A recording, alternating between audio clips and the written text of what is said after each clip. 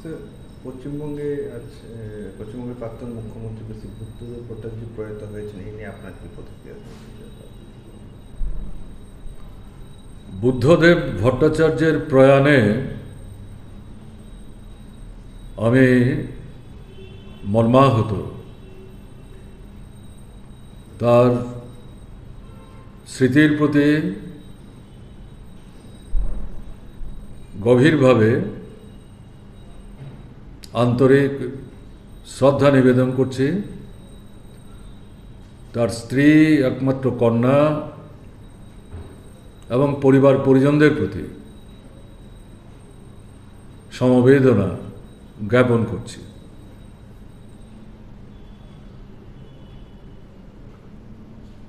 একটা অধ্যায়ের পরিসমাপ্তি ঘটল।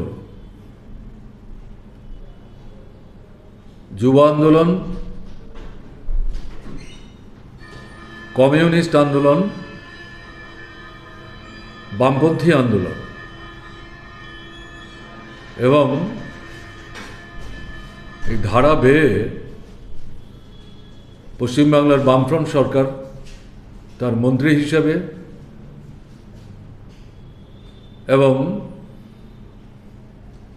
প্রায় 10 বছরও বেশি সময় ধরে মুখ্যমন্ত্রী হিসাবে পশ্চিমবাংলার বামফ্রন্ট সরকারকে এগিয়ে নিয়ে যাওয়ার ক্ষেত্রে সারা দেশের সামনে বিকল্প পথের একটা দিশা দেখাবার প্রশ্নে গুরুত্বপূর্ণ ভূমিকা পালন করে গেছেন। যদিও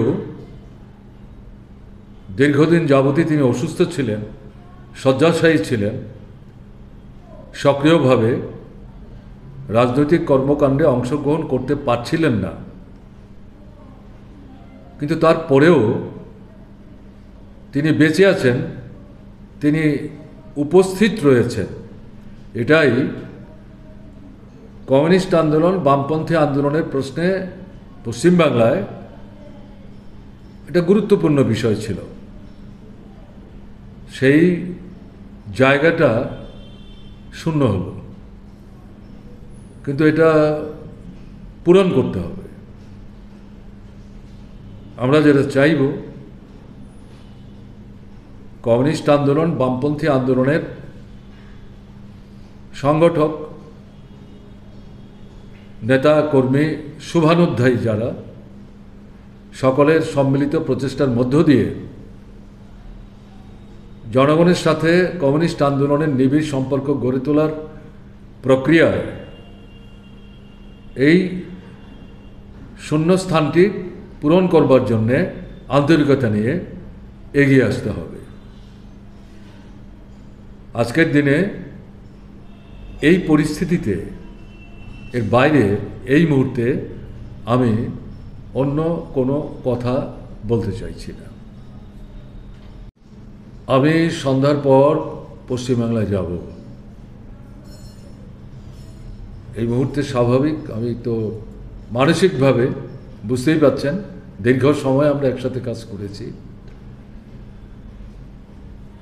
মানে স্মৃতি রোমন্থন করার মতো অনেক বিষয় আছে, কিন্তু এই মুহূর্তে আমি এ নিয়ে কথা বাড়াতে চাইছি না।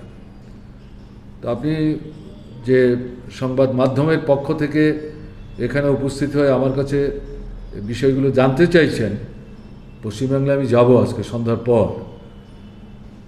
তারা যদি মনে করেন আমি ত্রিপুরা ভবনে থাকব, যোগাযোগ করবেন, বারান্তরে সেগুলি বলা যাবে। এই মুহূর্তে যা বলেছি এর বাইরে আমি কিছু বলতে চাইছি না।